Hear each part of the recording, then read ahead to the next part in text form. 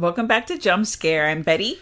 And I'm Chad. This week we're going to be talking about The Craft Legacy, which is a reboot sequel to The Craft.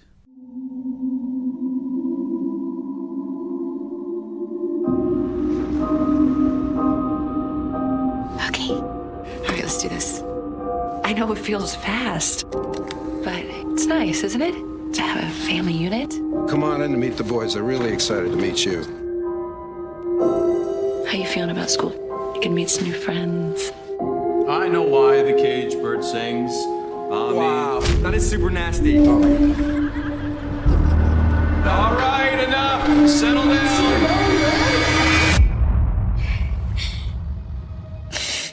Hey, it happens to everyone. He's made us all cry at one point or another. You should come over after school.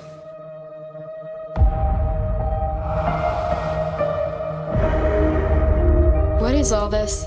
This is a ceremony to celebrate you.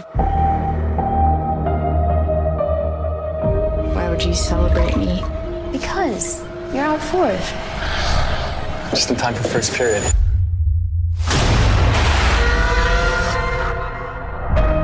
This is all just a little crazy. Half the battle of having powers is believing you do. That's why covens have always been important. If we can do that, what else can we do? We need to put a spell on Timmy. We don't want to hurt him though, right? She's right. The number one rule of the craft: if a person is a danger to herself or others, they will be bound.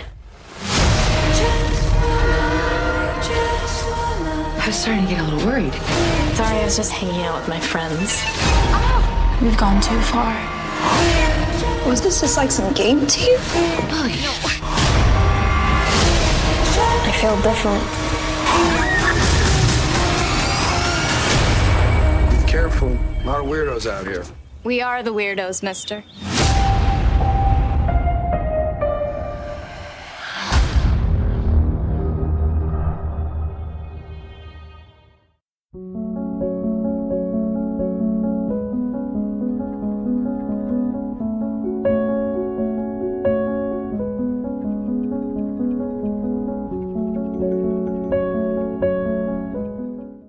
It's a requel. It's a requel. Okay, at this point, I'm just going to exit the podcast. I'm going to go downstairs, get a snack, get something to eat, and I'll talk to you all in a little bit. This is my birthday month, so I wanted to choose movies that I hated. That was the first conceptual thought of what movies we were going to do. But then I thought, I'm going to do male movies that I hate and I love. So we did Psycho Gorman. Which you loved. Last week, which I loved. Now we're doing this film, the requel to The Craft, which technically is more like the third movie because there was actually a film that came out in 1981, a made-for-TV movie that I really loved called Midnight Offerings. And that movie is literally the basis for The Craft. I don't think anyone's ever made this connection, not that I know of, online, anywhere, but probably because a lot of people were not alive during that time. Technically, I was-ish alive, but I was definitely not at any age to watch the 1981 movie. I saw it probably 10 years ago was the first time that I seen it. And we might cover that at a later date. We've watched it together. I showed it to you, Shad, right? I've never seen it, I think so, yeah. I own it, and it's very much like, it's a better take on whatever this is, the original, the 1996, The Craft. So, let's just start off by saying a requel. So, it's a remake of an original, but it's a second movie. Well, this is kind of like when they did The Thing. And they didn't call it anything else. They just called it The Thing and said it's a prequel, but it was essentially a remake of The Thing. Because that movie was pretty much beat for beat The Thing. They just changed up a few things here and there and then called it a prequel when it was a remake. But they just wanted to call it a prequel so they didn't have to mess with all the remake issues, I guess. But whatever, it was terrible. Well, this is also terrible. I'm going to go right off the bat and give you my rating. It's a negative 20,000 knives. Okay. We spent $6 streaming this film, and I want my fucking $6 back. I'm sorry, I paid for this. Shad paid for it. Well, I wasn't aware which account we were using. Since it was mine. I paid for this, and it was worth every penny just to hear you rant and rave about it while it was on. I almost had a heart attack while I watched the film. I really love the 1996 version of the movie, just like many of us do. It's a ridiculous movie. Fine.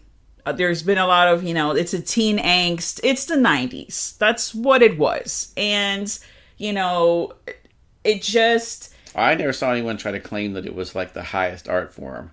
Well, no, because the whole thing was like, oh, why is everyone so upset? The original wasn't even that good or whatever. And it's just like, when you've seen all the different things that have happened, like CGI wise, and just from 1996 to now, yeah, it's going to get lost in the thing. It wasn't at that time what they did in the film, like with the snakes and all that. That was like, hey, that looks pretty good. Yeah. It looks pretty realistic and good because, this is a time where it's mid 90s. So, I mean, Godzilla, anyone? Like, that's like the next year when that came out.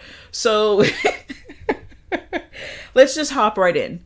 So we're going to go and, the main character's name in the film is Lilith. Oh, that was subtle. Yeah, real subtle. And, I'm not going to go beat by beat for the movie because I have too much to say. I'm just going to go and take like my different segments. She moves into a house, somewhere different from wherever the hell she was living before with her mom.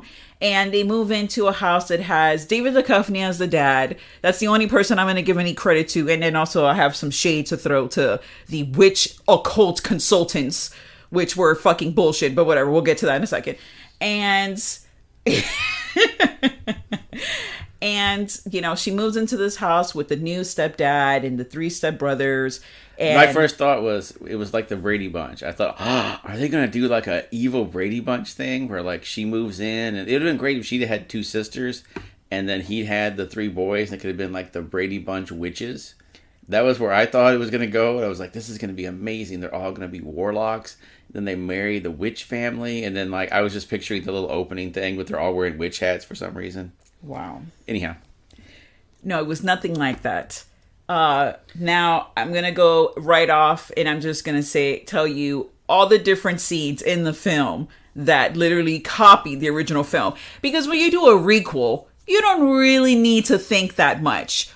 Zoe Lister-Jones, who also wrote the screenplay, no fucking thought whatsoever. They were like, we already have this, so I'm just gonna pluck what I liked from here, and I'm just gonna redo it in like a new way, but it's really the same way. If you watch the original film enough times, you're gonna be able to pinpoint, that's this scene, that's this scene, that's this scene. I mean, it was really bad. It came to the point where it's just like, what is this movie? Because almost most of it is just stuff that already happened in the craft. Yeah, if you're gonna do a remake, then just call it a remake.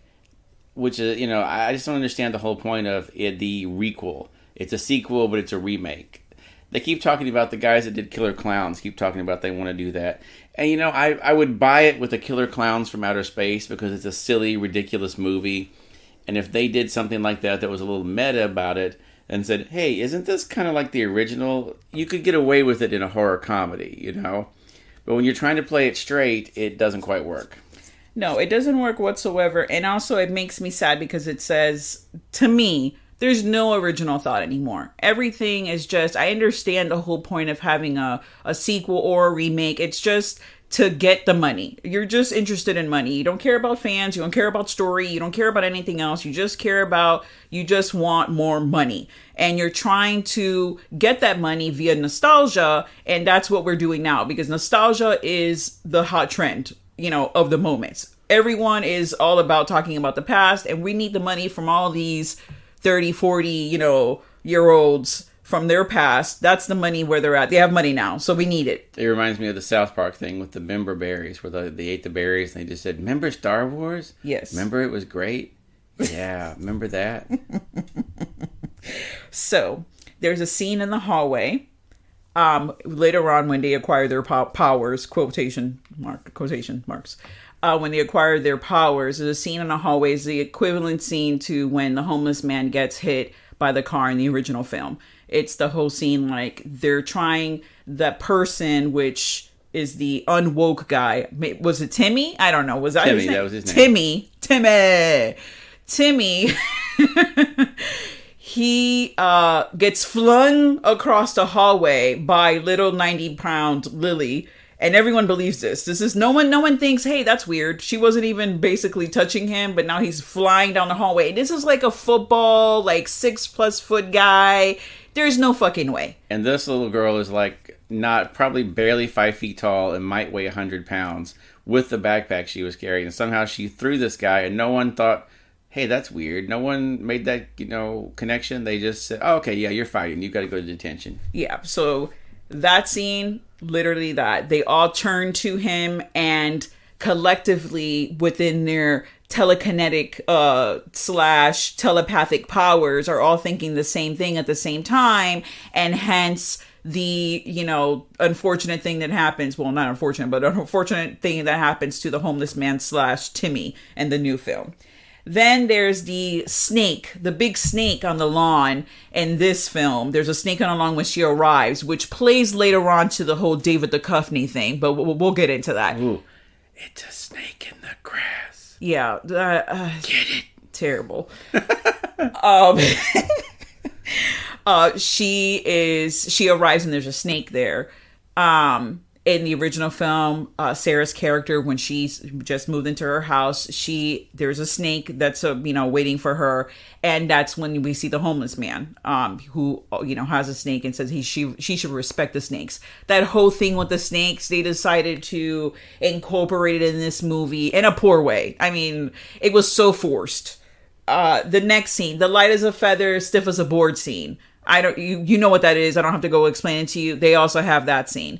Then there's like the slow walk down the cafeteria scene. They have it in the hallway during the quote unquote party, which in the original film, the party that Nancy arrives to, that she attacks Get Urich, that whole, there's an actual purpose for that. In this film, there's no purpose for the party. There's no purpose for this whole film, to be honest. But that scene also ripped off from the original. And it's just like, what was the whole point of this movie? No point, as I just said. Because the whole thing about this movie is the girl, Lily, she gets her period in class. And that is literally the major thing in the film. Now, I'm going to say, because whoever does like this movie and is listening to this podcast is going to say, technically, that's not the actual meaning of this film. It was about feminism and about how men are always trying to put women down. Stop listening to the podcast now, because I'm all about girl power. Yeah. But it doesn't need to be shoved down my throat to make a whole movie about it, like they did with that remake of Black Christmas, and now with this movie. Just stop. It's just too much. It didn't make any fucking sense in this film because it was all over the place. There are plot holes galore. I mean, we'll get to the main plot hole. For my part, I noticed, it feels like there's a lot of things that were cut out of this movie, maybe to get it a PG-13. I know there's one scene where they clearly just covered up part of the image, like with a shadow, because one of the characters, they break into Timmy's house to steal something from him, and they steal a used condom that's in his room.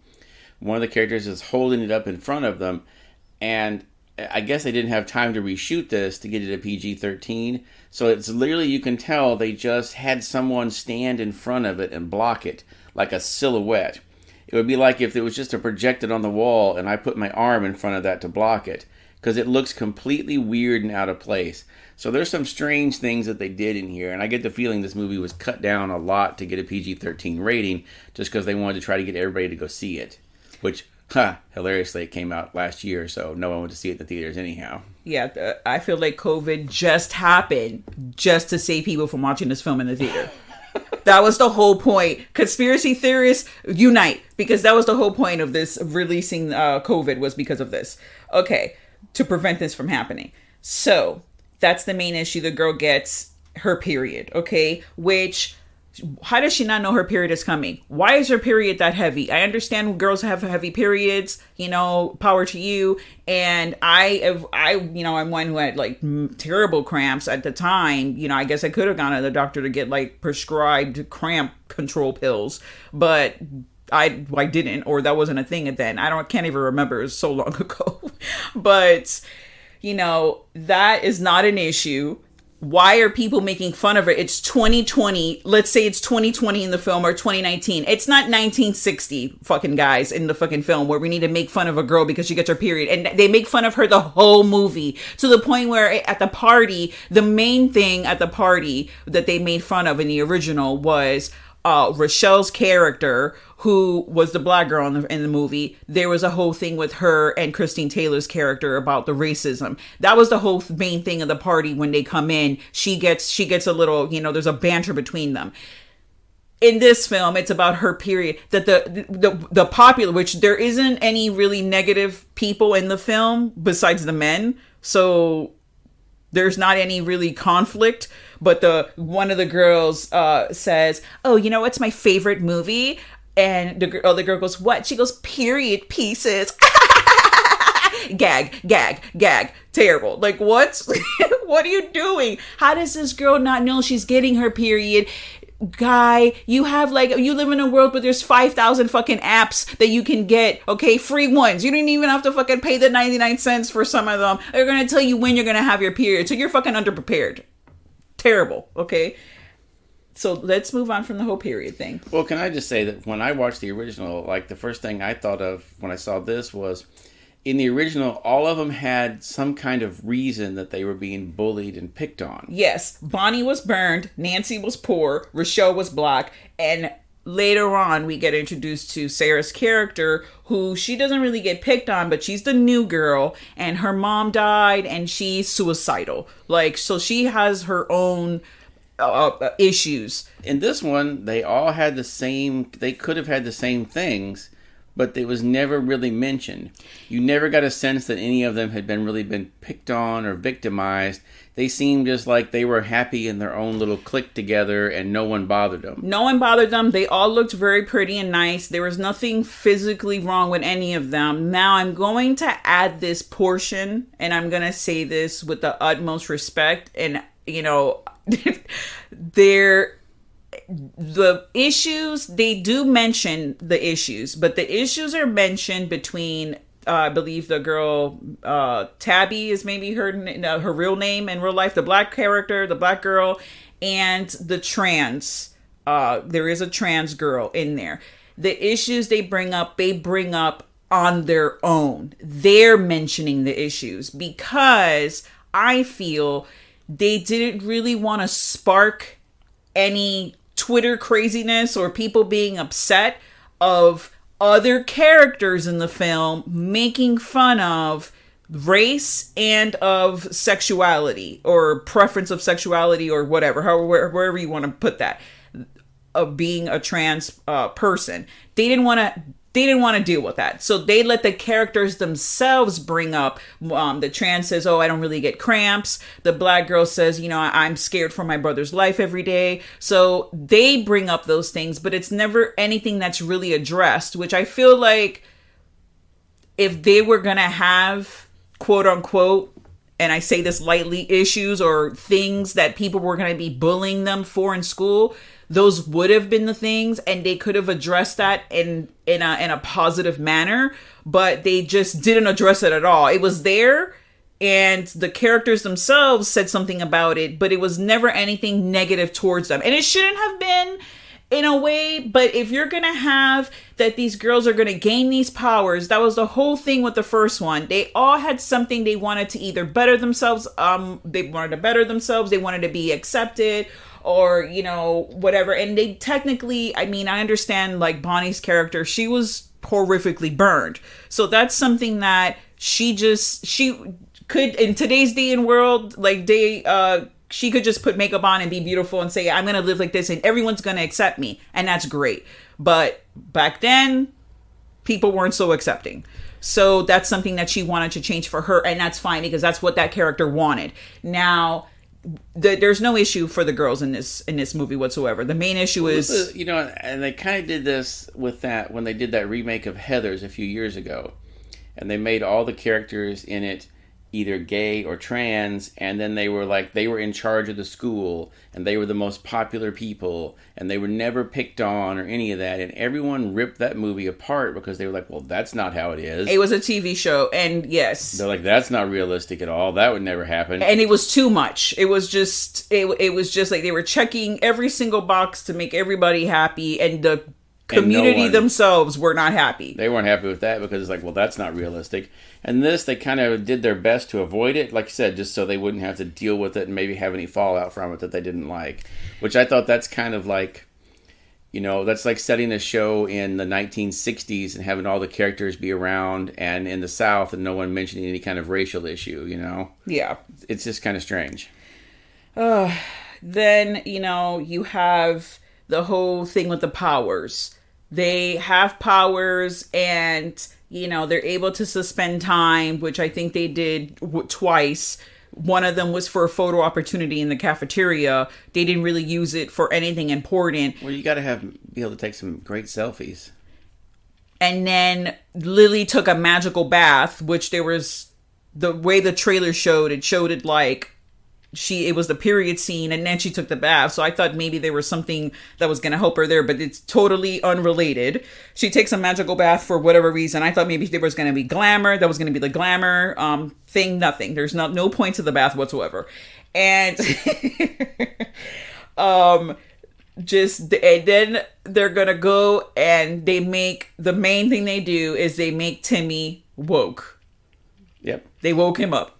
And he's all about, you know, that whole movement and woke women and, you know, feminism and all that. And he's behind them because he was like, you know, the chauvinistic douchebag of the class. And man, they turned him around quick. Yeah, they sure did. And, you know, that's like the whole thing the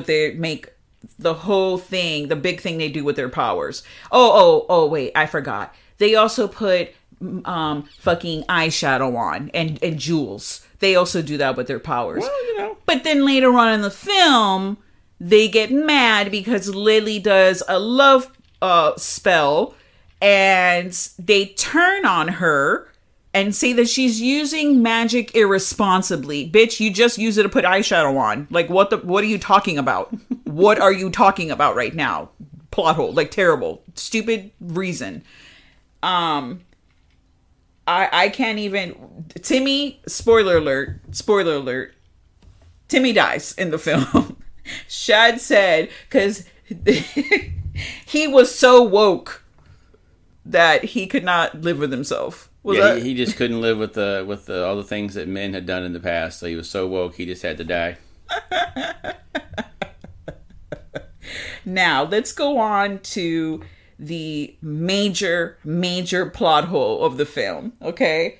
The major plot hole, also, there's two things.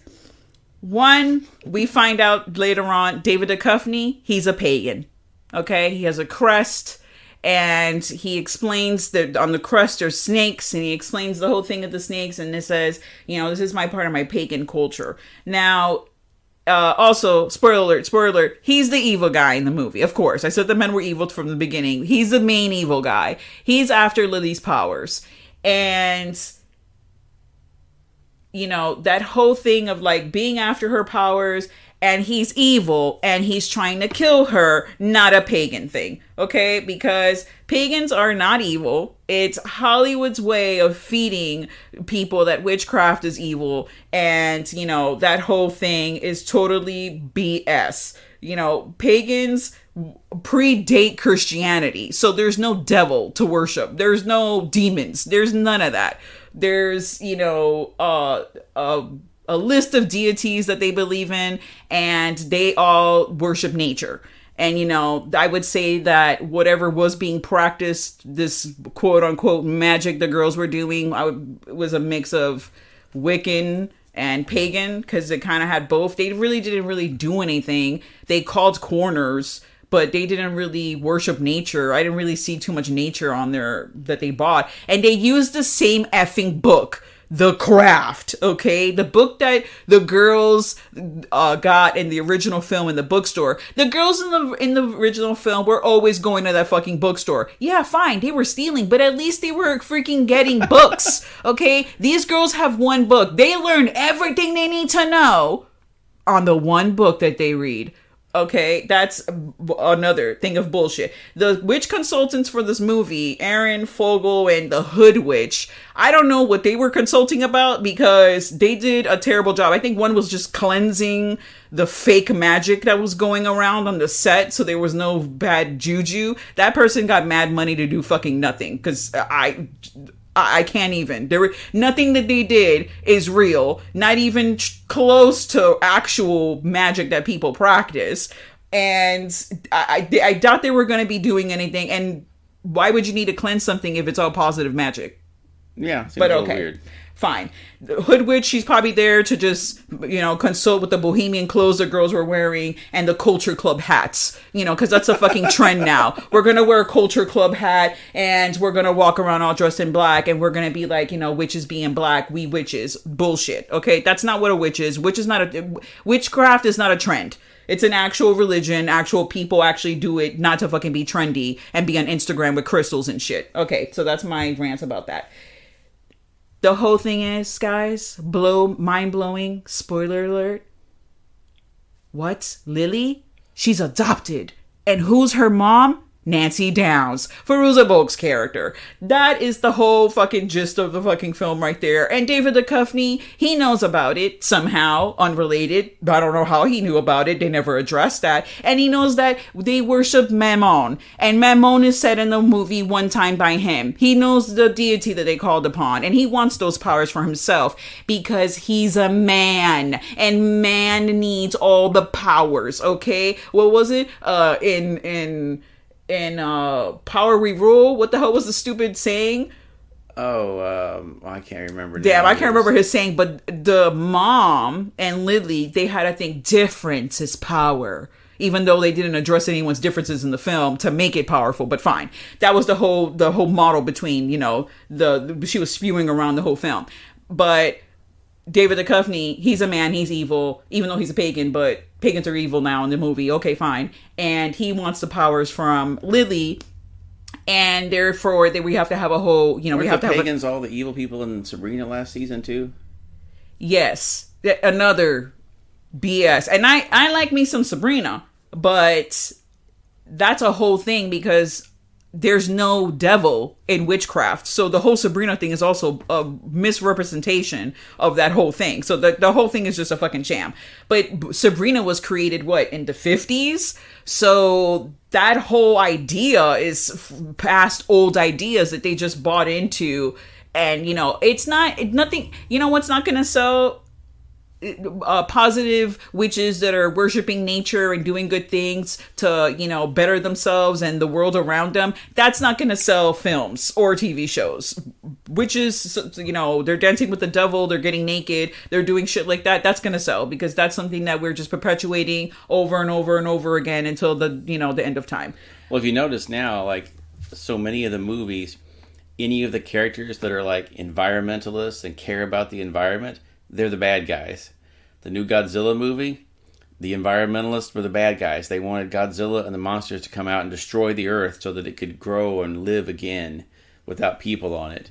What was it? Hobbs and Shaw was an environmentalist. He was going to destroy all the people so he could save the environment. They always make the environmentalists out to be like these crazy people that want to wipe out all the people so they can just live on an Earth by themselves with just the flowers and the trees, Oh God, the plot hole that I began before I went into another rant. We're just gonna call this Witch Rant 2021. Nancy was not a true witch, so therefore she could not transfer any powers to anyone because she never had powers, which is why she went crazy in the end because the deity that she worshipped misused the powers and he left her. He left her because she had to invoke him. They only said it 29 times in the fucking movie. I invoke thee. I invoke thee. They had to take him in. And the only reason why he even showed up is because of Robin Tunney's character, Sarah. Sarah is the true witch. If anything, the movie should have been about Sarah. Sarah gives birth. She dies, just like the mother before her. And she now has a daughter or a son. But, we're going to make this pro-feminine, so it has to be a daughter. It can't be a son. She has a daughter, and the daughter is the one that now has to deal with whatever issue she's dealing with. Not Nancy. And when did Nancy get pregnant? She's been in the fucking asylum for 20 years. She's still in the asylum. Here's the thing. She's been in the asylum now, supposedly, since that movie came out. Say it was 1996. This came out in 2020. She's been there for 24 years, but yet she's got a 17-year-old daughter. So exactly. 7 years into the asylum, she got pregnant. So there was either, one, she escaped and had random sex, because when you escape for your freedom, the first thing you think, I gotta get some dick. So she got some dick, she fucking got pregnant, then she was like, oh, I guess I'm gonna get pregnant, go back to the asylum, then has her baby there, then asked the caretaker, can you please take care of my daughter, but don't tell her who I am, because I don't want her to know that she has powers, because I have powers, ha ha ha ha. And the caretaker's like, okay, I'm gonna do that for you, but she actually believed that she had powers, because the mom in this film says that that's why she didn't tell the daughter, and that she knew that she was different and that she was going to have powers. Plot hole. Okay, next. So then, so that whole thing is bullshit. This whole movie is bullshit. Why would you do that to that character? And to prove for all of you people that are like, that's not true, Robin Tunney didn't have the powers. They all had powers. Yes, they did. When Robin Tunney completed the fourth and she came into the group, she already had powers pre-entering the high school. She already had powers wherever the fuck she came from. She was already dealing with that. That's why she was mad depressed, because she had been doing weird random shit and she couldn't fucking explain it, and there was no one to explain it to her, so she had to deal with that. Even the synopsis of the film, which I'm going to read right now, says, after transferring to a Los Angeles high school, Sarah finds that her telekinetic gift appeals to a group of 3 wannabe witches who happen to be seeking a 4th member for their rituals. I mean, it says it right there, plain as day. She has the gift. The other ones are wannabe witches. So knowing this, Zoe Lister-Jones, why the fuck would you make Nancy the mother of this kid? Mic drop. There you go. And there is my whole rant / review of The Craft Legacy. Because even the freaking stupid title of the movie is ridiculous. I can't. Next week I'm going to do a movie I love. Or maybe I'm going to go for another movie I hate. I don't know. I was trying to, make it equal. Love, hate. Why am I going to bring hate to it? It's a month of love, but who knows? Maybe it's a month of hate love. I don't go as far down the rabbit hole as you do with the ratings on this, but I will give this a half a knife, because I can't muster up the courage to stab it any more than that, and I can't muster up. I like the original fine, but I wasn't as attached as you are, so I don't have that kind of mad hate towards it, but I don't have that kind of like towards this either. I'm just kind of like, I pull the knife out of the scabbard and go, and that's it. That's as far as I can go. Wow. No, I'm not pulling anything out. I already pulled $6 out of your wallet to watch this. Yeah, that was a lot of effort. That was need that back. You're gonna need that back? I'm sorry. No refunds. No refunds. Thank you so much for joining on another episode, and stay tuned to the horror. And now, folks, it's time to say goodnight. We sincerely appreciate your patronage and hope we've succeeded in bringing you an enjoyable evening of entertainment. Please drive home carefully and come back again soon. Good night.